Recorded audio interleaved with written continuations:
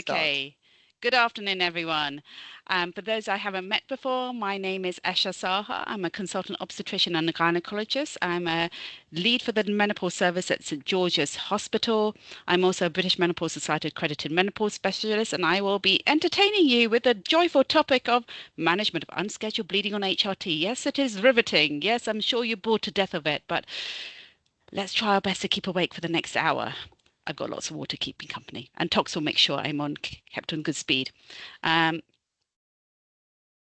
let's see. These are my disclosures. So the background. I'm sure you're not surprised. There's been a significant increase in the amount of HRT being prescribed. It's about 35% increase from the preceding year. And over the past decade, prescriptions have increased annually by 13.6%. And of course, you must have noticed there's been a rapid rise in unscheduled bleeding on HRT. 43% increase over the past 3 years. No wonder secondary care is swamped. No wonder you guys are swamped. But the increase in referral of numbers has not resulted in more cancers being diagnosed. Only a 2% increase. So 43% versus 2%, it really doesn't match up. Which is why I've been brought in here to apparently give some education. Anyway, what is the definition of unscheduled bleeding on HRT? So it's defined as irregular bleeding which occurs after initiating or changing an HRT preparation, which should be either bleed free if you're on a continuous combined HRT, or in addition to the scheduled monthly withdrawal bleed in those taking sequential preparations. Now, what is acceptable? This is what I want you to keep in mind within the first 6 months of initiating HRT. Now, I can't tell you the amount of times I've received a pan-London 2-week rule referral. This lady has started HRT and she's now bleeding. Yes. Okay. And I look at the date when she started it, it's in the first 6 months, but it's very hard for us to turn down these referrals. So, yes, they may have been postmenopausal or amenorrheic, and then you've started hormones on them, but we kind of expect them to be bleeding or having settling in symptoms within the first 6 months. That is hormonal. That is not, oh, they've got cancer. Or within 3 months of a change in either dose or preparation. That is also very important. A dose, whether you go up or down, preparation, whether you go from a patch to a gel to a spray. This is why history taking is so important. Being pedantic, getting that timeline correct in your head makes a complete difference from should I do a 2-week referral and deal with the anxiety of that woman being referred, or is this acceptable? Now, in reality, what do we see at secondary care? How many women actually do have cancer with unscheduled bleeding on HRT? I was just reflecting on that this morning. I've seen only a handful of cases, handful being one handful of cases during all the time I've been doing 2-week rule work.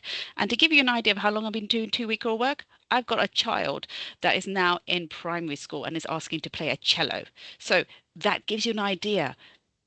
It's been some time and we're not really seeing that significant increase.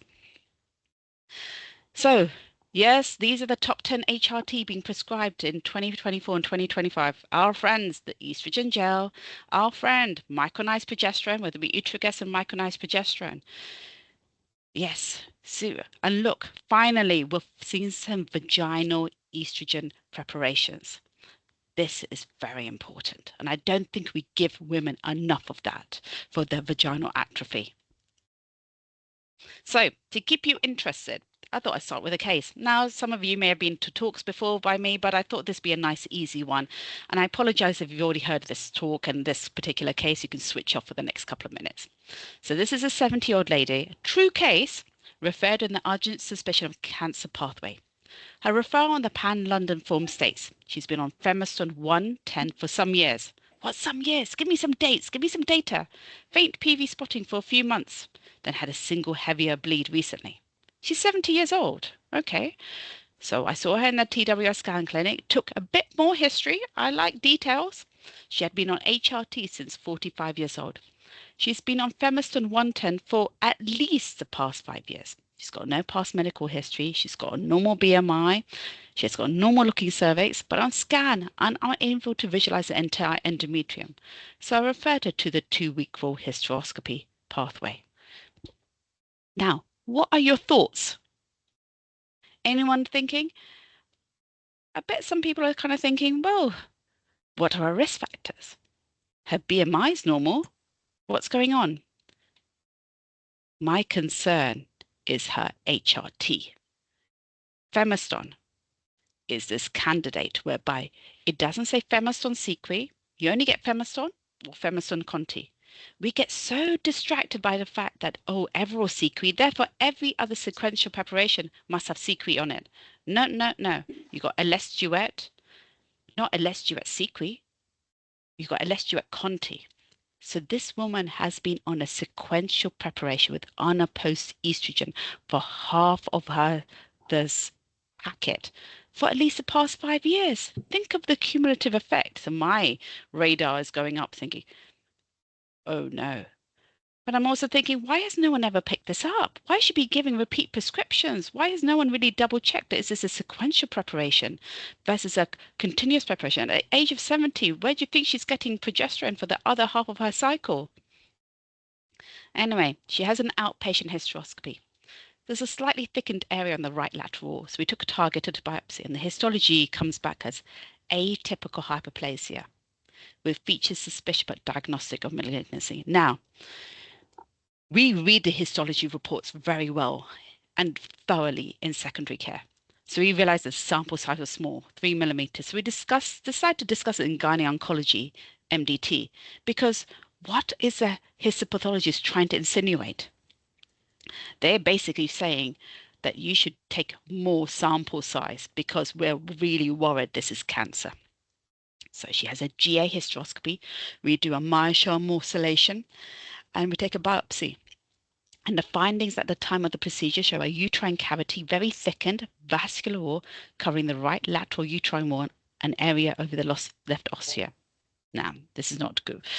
These are all very suspicious findings. So what are your thoughts? What's the histology? No surprises. She's got grade 2 endometrioid endometrial carcinoma, MMR proficient. And after she's had all her stage investigations, she's found to have stage 1A endometrioid endometrial cancer. This was something that could have been, I think, easily prevented.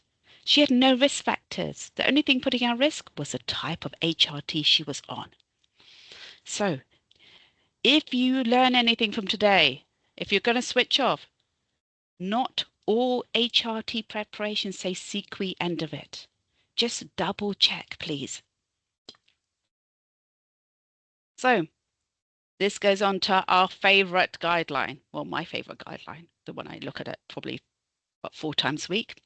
There was a joint national guideline, which was published in April 2024. And I'm sure you're aware of it, but I would rather, I don't imagine all of you have read all 47 pages of it. And if you hadn't realized, it was updated just a few weeks ago. This is a management of unscheduled bleeding on HRT. Look, all these friendly societies got together and they agreed on something in quite rapid time, I would say. What are the key messages? So, the key messages are clinical assessment. Take a comprehensive review. Identify the bleeding patterns. Give me some details, please. What HRT preparation? This woman's on a patch and a tablet. What do you mean, please? She's on a gel and a tablet. What tablet? There's loads of tablets out there. Please give me their idea of preparation, how often they're taking, or what regime they're on. When was the last time they changed? Is there something I can identify? Tell me what they've used before. So if they come to clinic, then I can give some helpful advice about what we can change them on. Are there individual risk factors for cancer? And offer an examination, and where relevant, please ensure they're up to date with their cervical screening. If they need any lower genital tract swabs, and maybe a BMI would be good because then that will make us more at higher alert if they've got a significantly raised BMI. And in those with endometrial cancer, risk factors in those taking HRT. So the risk factors for endometrial hyperplasia and cancer are independent of HRT should be identified, including those who are major and minor. And optimizing of those modifiable factors can themselves reduce episodes of unscheduled bleeding on HRT and the risk of cancer. Another factor is making sure that the monthly progesterone dose is in proportion to the estrogen dose. And in those women using sequential HRT, offer a minimum of 10 days of northestrone or methoxyprogesterone acetate. This is what I mean. Double check what are they exactly using, how long are they using for, because this influences how you identify risk factors. Or 12 days of micronized progesterone per month, at least. These are all at least. If taking sequential HRT over the age of 45, they should be offered after 5 years of use or by the age of 54, whichever comes first, a change in continuous combined HRT. Now, what are these major risk factors? Some of them are very obvious. BMI greater than or equal to 40, yep. Genetic predisposition like Lynch syndrome. Unopposed estrogen-only HRT for greater than 6 months in women with a uterus. We do not recommend tricycling HRT. I know that has been recommended in the past, but we just do not have the facility to monitor people. As I mentioned about sequential HRT, and as I've just mentioned about the minimum use of northestrone, methoxyprogesterone acetate, or micronized progesterone as part of the sequential regime. Details. It's all about the details. And what are the minor risk factors? BMI 30 to 39. Unopposed estrogen for greater than 3 months but less than 6 months. Please, the amount of advice and guidance. Oh, this woman had unopposed estrogen or her Mirena expired by 1 month. Calm down. It's okay. You have this.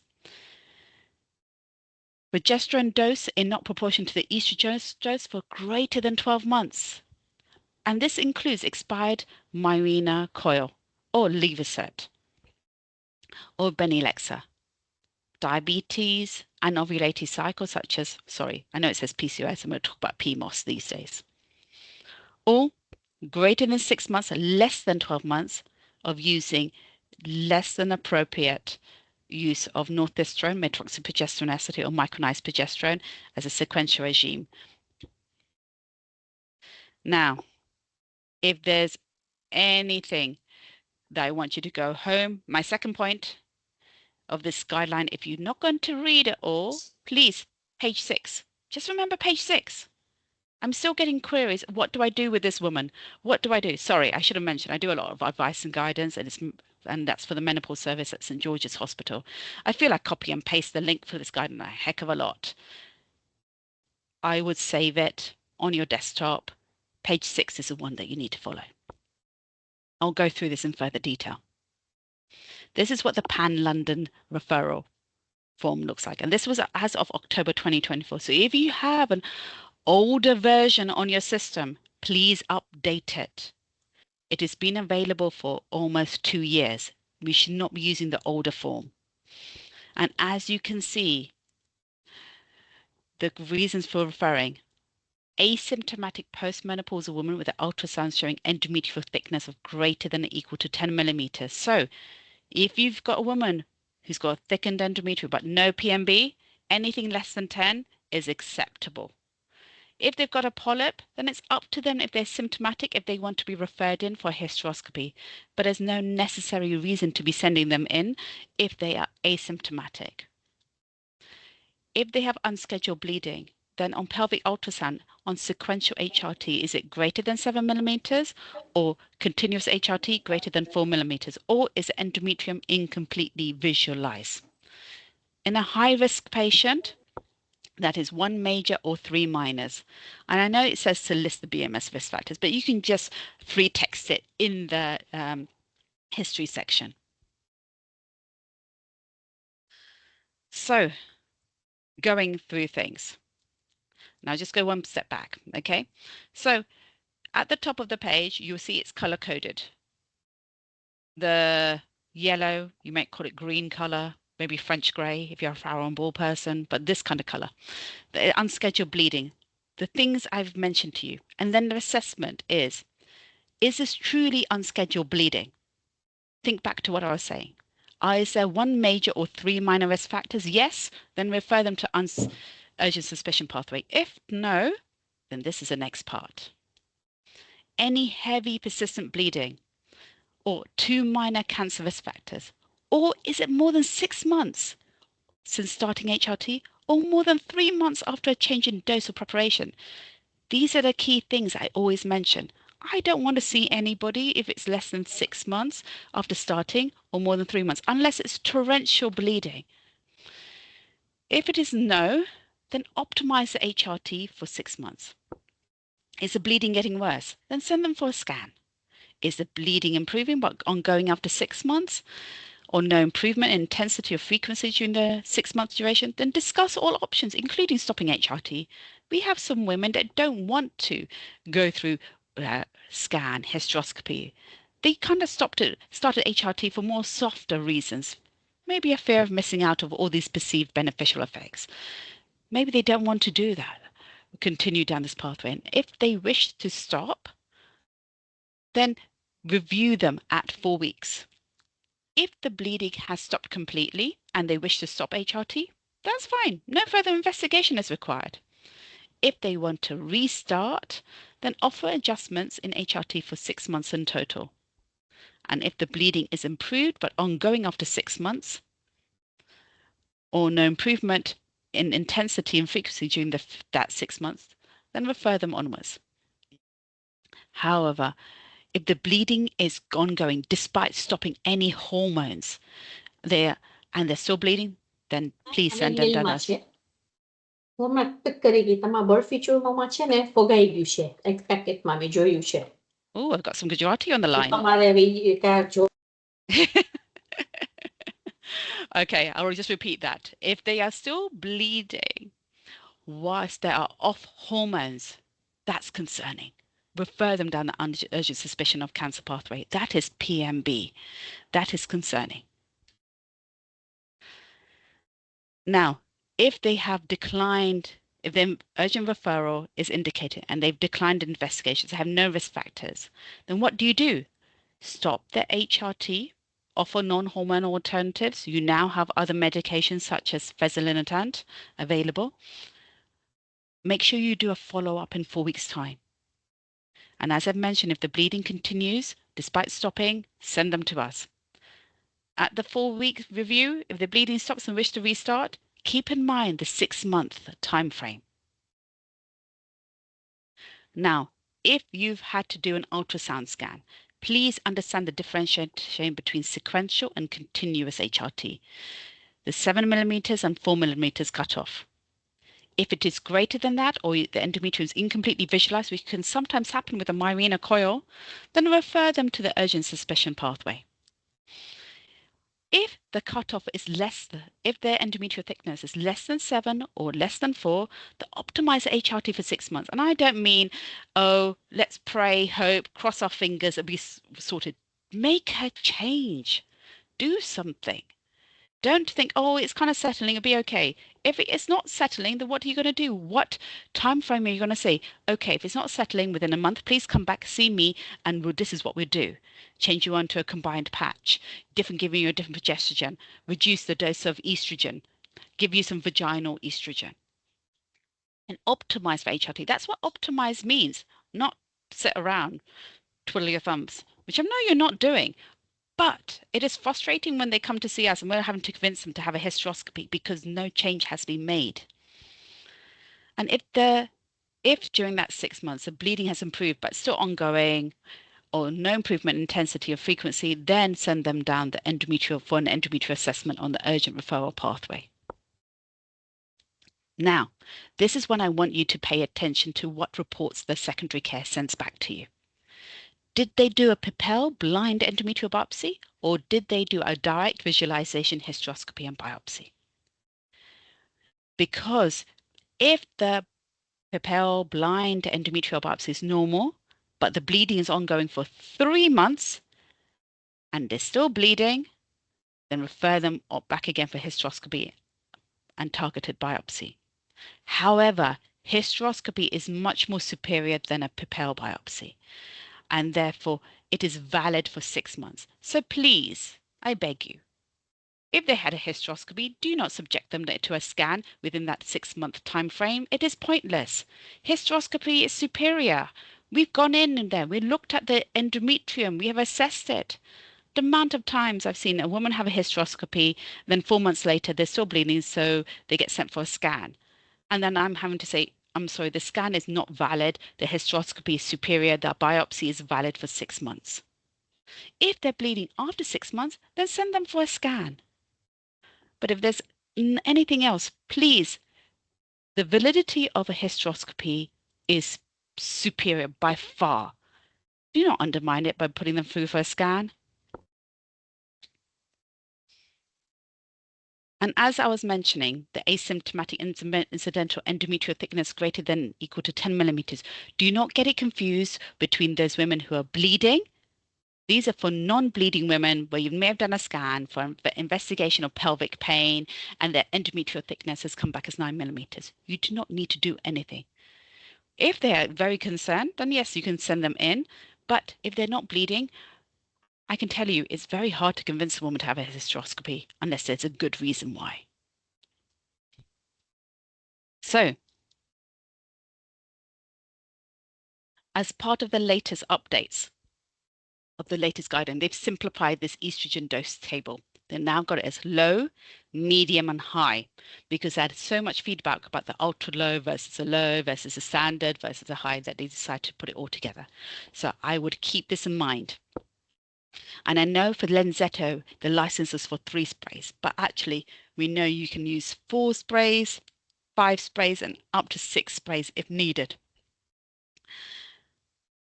And remember, women who require high dose estrogen intake should consider having their progesterone dose increase to ensure adequate endometrial protection.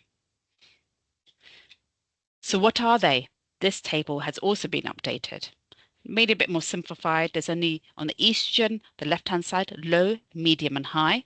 However, now they have it as micronized progesterone, medroxyprogesterone, northestrone, dydrogesterone, and Mirena. So the latest one on the block is dydrogesterone. And if you look at it, the 2 columns for it, those for continuous and those for sequential, it's pretty much all 10 milligrams until you reach the high sequential dose when it comes to 20 milligrams, because dydrogesterone in this country only comes as one dose, 10 milligrams. Now, the reason why I'm mentioning dydrogesterone is that I think we should consider it as being another additional tool. We're so used to micronized progesterone, flogging it and flogging it and flogging it, 100 milligrams, 200 milligrams, 300 milligrams. If it's not working, change. Now, which ones would you change to? It depends on the risk factors of the woman, and it depends what preparation they're willing to take and how likely are they to remember it. Dydrogesterone is what we call body similar progesterone.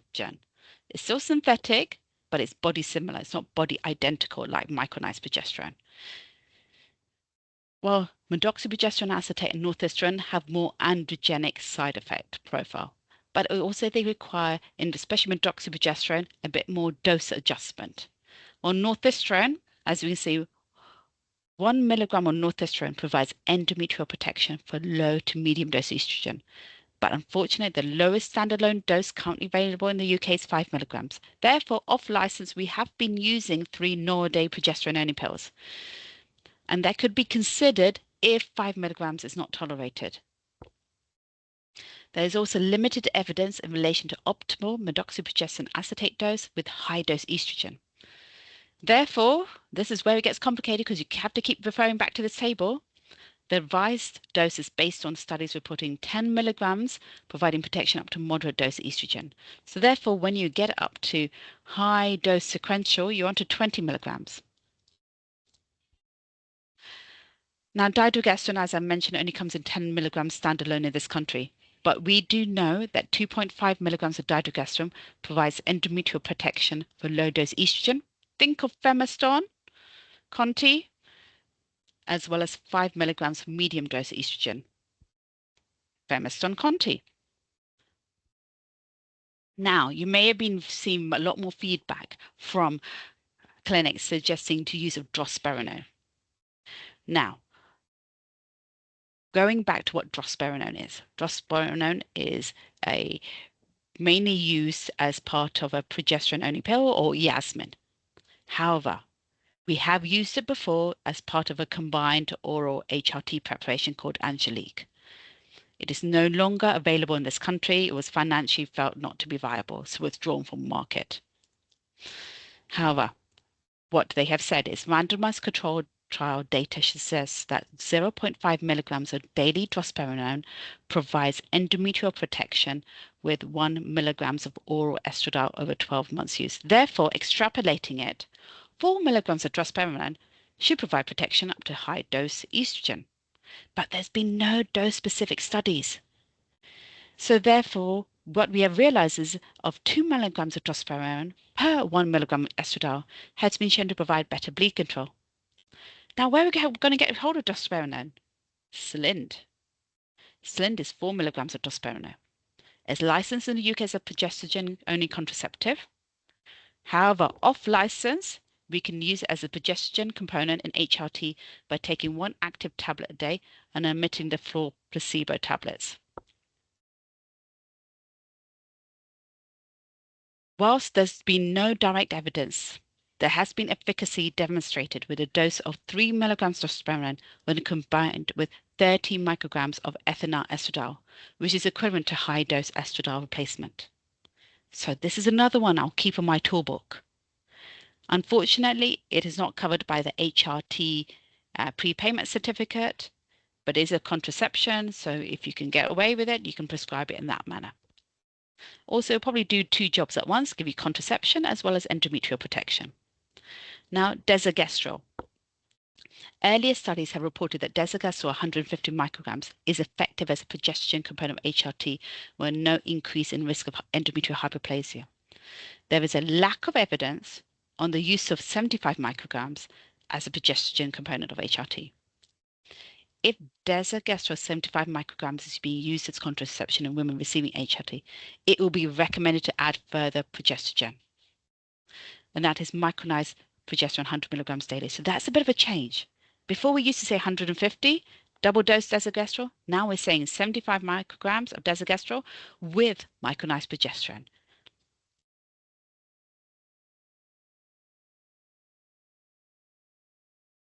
Now, why am I being so pedantic about this whole sequential HRT and endometrial cancer? I think my first case proves it. If sequential HRT is used for greater than 5 years, the risk of endometrial cancer is almost 3 times higher. 3 times higher. So that's why you just got to keep an eye on when is the first 5 years being completed after the age of 45. Is it 5 years of sequential HRT or by the age of 54? Whichever comes first. Now, in terms of histological outcomes, what do we normally see the most? In up to 30% of cases, it's a polyp. 50% of women with unscheduled bleeding and thickened endometrium will have a normal biopsy. More than 50%. Actually, in reality, probably about 70 to 80%. And 30% of them polyp. So, what are the key messages when investigating unscheduled bleeding on HRT? In the absence of risk factors, offer adjustments in HRT for 6 months in total.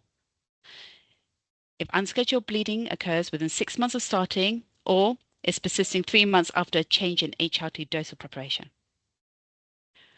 If unscheduled bleeding continues in a low-risk woman, after you've spent 6 months adjusting, discuss options. Urgent ultrasound within 6 weeks in the community or in the hospital setting versus weaning off HRT.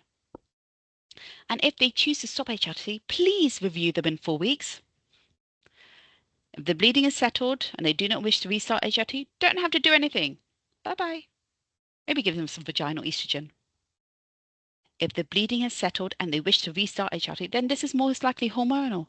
So offer adjustments. If the first one actually caused some bleeding, don't go back to it. Choose something different. If it doesn't work, don't keep flogging the same thing. Try something different. Expand your repertoire. It's like going to a restaurant. Don't keep ordering the same meal again. Try a different item on the menu. So when to investigate unscheduled bleeding on HRT? Offer urgent ultrasound within 6 weeks, please not 2-week rule, if the presentation of bleeding occurs more than 6 months after initiating or 3 months after change HRT. Offer urgent ultrasound irrespective of interval since starting or changing HRT pressure. The bleeding is prolonged, heavy, or there are 2 minor risk factors for endometrial cancer. Offer urgent suspicion referral if women have 1 major or 3 minor risk factors. Yes, I know it's a bit of a pain, but it'll get you through the system a bit quicker if you just spell it out. For endometrial cancer, irrespective of bleeding type or interval since starting or changing HRT, adjustments to progestin or stopping HRT should be offered whilst waiting assessments. Make a change. Do something. Sometimes it is difficult for us to interpret ultrasounds if they are bleeding because of a change, but if it's grossly abnormal, then no matter what you do to the progestin, they will still be having a thickened endometrium. So as I mentioned, if a uniform endometrium, which is fully visualized, so read the scan report, make sure it says fully visualized. It's less than 4 millimeters with continuous or less than 7 millimeters with sequential. You can be reassured that the risk of endometrial cancer is low. Offer HRT adjustments for 6 months. See, we have time. Give them time, but make sure you review them regularly. And if you do a papal biopsy, valid for 3 months. Hysteroscopy, valid for 6 months. And adjusting HRT to reduce unscheduled bleeding episodes. History taking. Make sure they are doing things correctly. Are they taking the combined patch in the right order?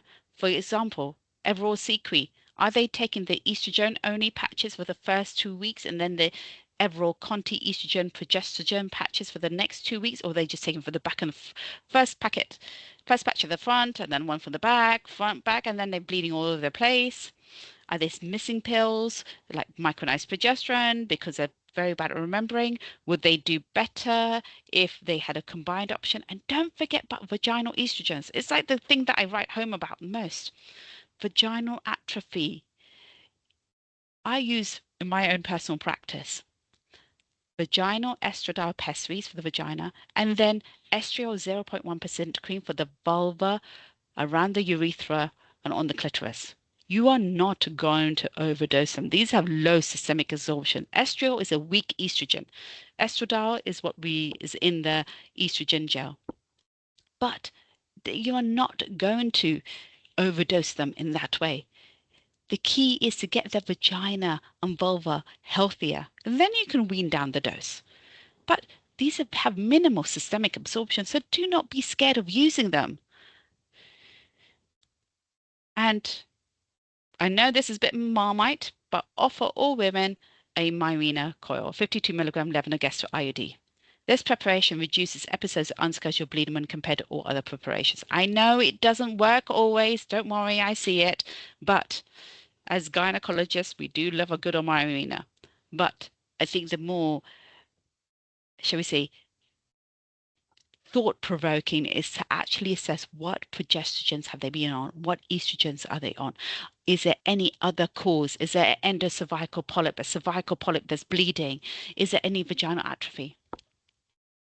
And don't always be scared of oral preparations, as they provide a higher rate of amenorrhea when compared to transdermal preparations and could be offered if there's no risks for thrombosis as a first line, or to women who have recurrent unscheduled bleeding with transdermal preparations. Just counsel them appropriately. It's shared decision making. So I'm just going to mention about GLPs, incretin-based therapies, because I get a lot of advice and guidance on them. So this was released by the British Menopause Society. You can actually find it online if you just go into Google GLP, HRT, bingo, there it is. What we know is incretin-based therapies delay gastric empty, and they may reduce the absorption of any oral component of HRT, estrogen or progesterone. Therefore, extrapolating from data on COC effects indicate that using non-oral progestins for 4 weeks after initiation and for 4 weeks after each dose escalation with incretin-based therapy may be needed for effective endometrial protection. Now, this is a bit of a pain. So how do we get around this? Switch them to a combined patch. Everol Conti, Fem7 Conti, something like that. Put a Mirena in them. Increase the oral progesterone, as mentioned, or off license, you can use micronized progesterone vaginally. That is oral micronized progesterone capsules, and I'm on good authority that is Utrogestan and Gepretics. I'm not sure about the other generics. That you can use the same amount that you would use orally, whether it be 200 milligrams sequentially or 300 milligrams sequentially. You administer it to vagina at same dose and same frequency. So I know a lot of people say, oh, but it says this in the guidelines that we have to check. To be honest, we have to say those things because our hands are tied. But if you find it in a guideline such as the British Menopause Society and it's authorized by them, please go ahead and use it. And then a case to finish you off. There's a little bit more of this, don't worry. This is a true case. Someone I only saw about, I think, a week and a half ago. A 56-year-old lady. She's been on HRT for the past 5 years. She's been on Femiston 210 during the entire time and was having an occasional bleed. She saw her GP in August 2025 as she was bleeding. Notice our friend Femiston.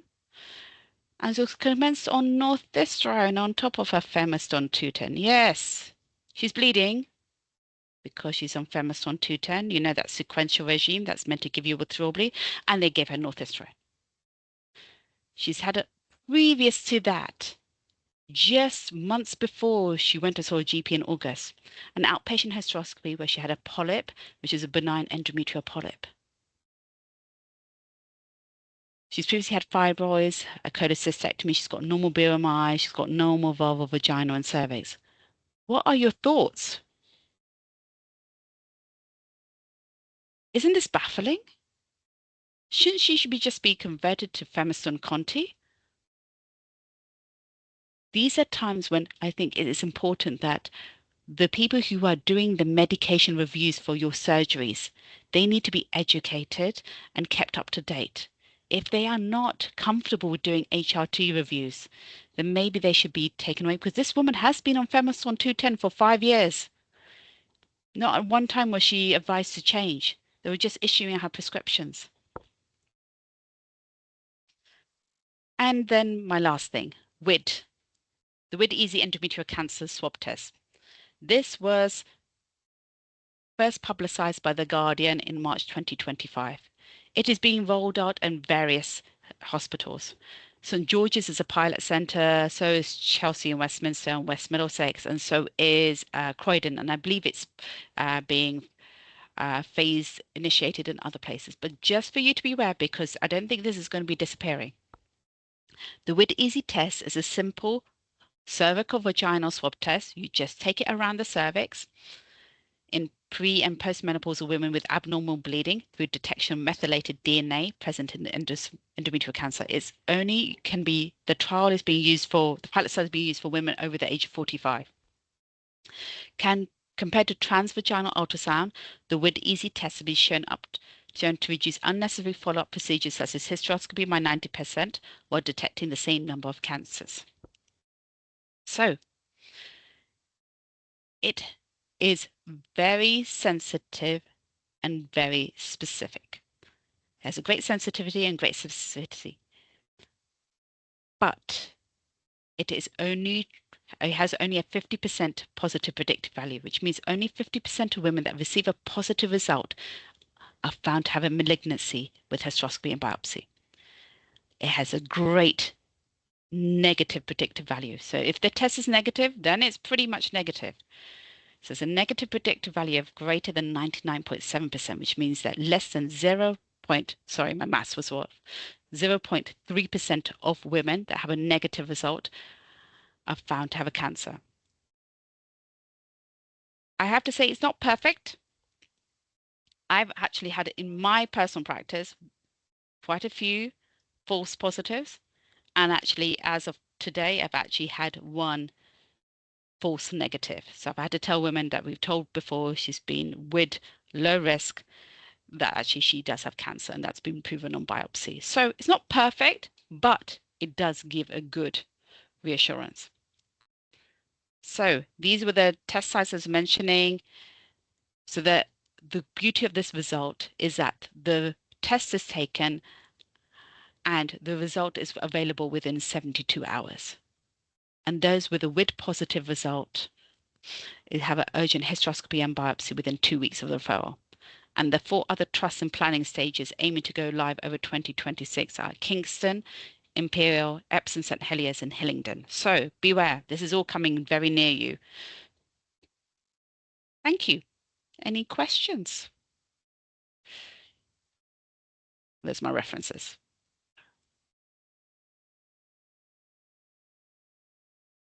Hi, Esha. There's a comment in the chat area that says, I think it was given by Aziza. It says part of the difficulty is so much of the HRT landscape is unlicensed, and we're also having to guesstimate what an appropriate progesterone dose increases for women on GLP-1s, given there aren't very clear guidelines here.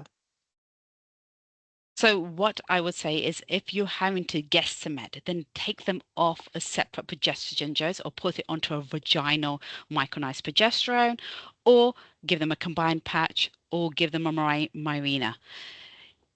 It is difficult because this is a very new drug. And what we have noticed was there was a lot more unscheduled bleeding than on these women than before this guideline came out. It is a guideline. It is not perfect. But if you've got someone who's going to be on it for the foreseeable future, using it as maintenance, then switch them on to something else.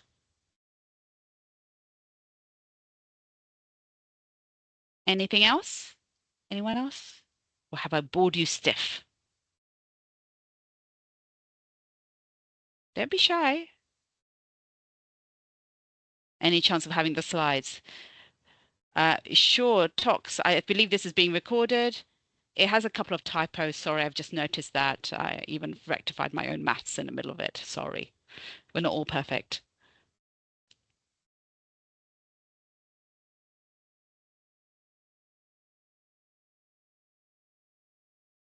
Anyone else? Or your lunches are really tasty?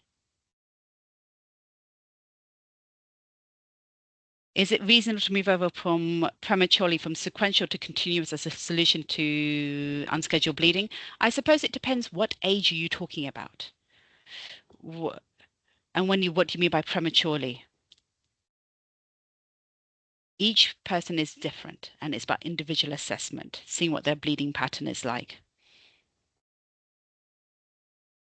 If a patient has been on HRT for 6 months unchanged and bleeding, how should we proceed? So then I would say if they're bleeding beyond 6 months, then proceed with a scan in the community if they have no significant risk factors as per the guideline. But also see if they've got any vaginal atrophy. I would say always do a vaginal assessment because it could be something like a cervical malignancy, it could be some vaginal atrophy, it could be even a little dangling cervical polyp. We have seen that quite a few times. And it is frustrating when I do get advice and guidance, people say, what should I do? And one of the first answers, have you found on vaginal assessment? The second half of that question that was asked, and query and trial a change in HRT in the meantime? Yes, why not? Because at least then a change has been made and then you know where you are. And if they need to go for further assessment, well, then at least something has happened.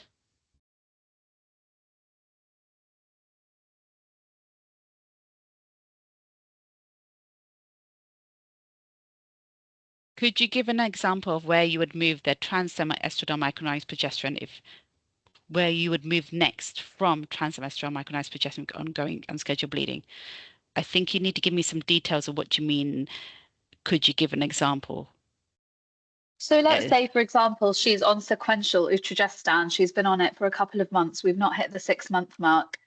Where would you move next in a woman presenting with, and she doesn't want a Mirena? What are some options that you'd present? How old is she? Let's say around 45. Why? She could be. She's on sequential micronized progesterone, and she's 2 months is too early. Leave it for a little bit longer. Maybe give it 4 months. Let's say it's been a bit longer. I just want to understand, like in your practice, what's one example of where you would move next? Would you be moving to a synthetic progesterone or? Yeah. Because what we know about the bioavailability of micronized progesterone, it's very poorly bioavailable. I believe I read it was only 5% of it is bioavailable. So then I would move on to something like dydrogesterone. And then I'll use dydrogesterone in a sequential manner. Or you can move on to Evrysdi.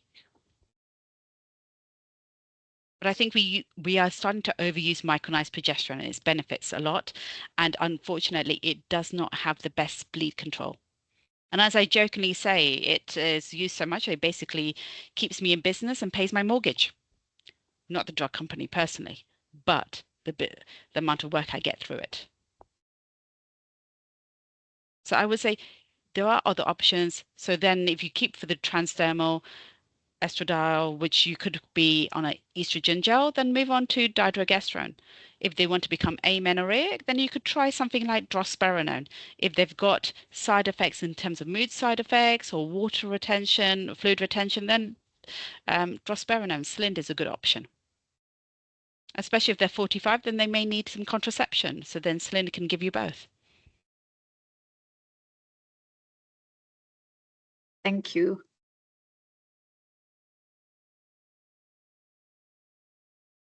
Any other questions?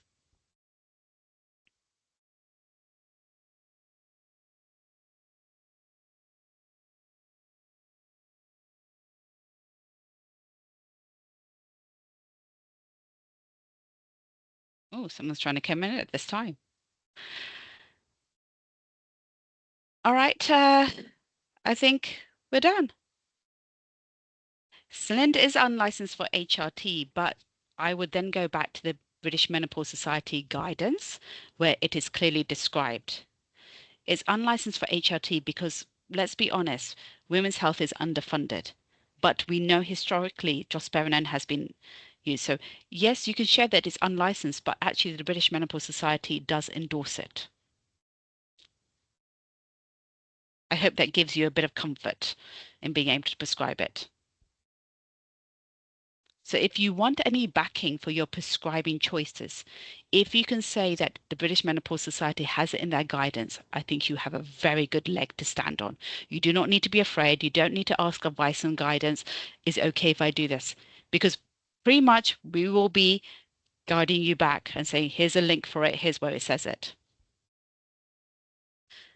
A 58-year-old woman has a Mirena in place. Does she need micronized progesterone? How old is a Mirena?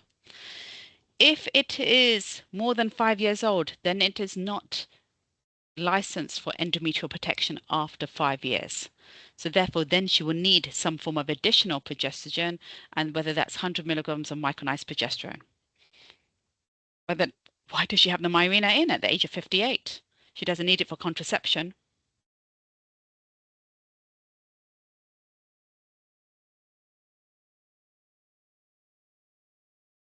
Any other questions?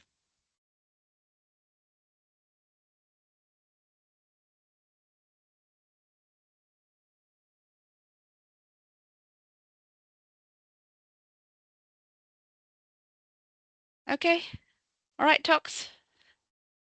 Yep, great. Thank you very much. And thank you to everyone that's attended. And thanks very much, Esha. We will make the recording available via our YouTube channel. So yes, and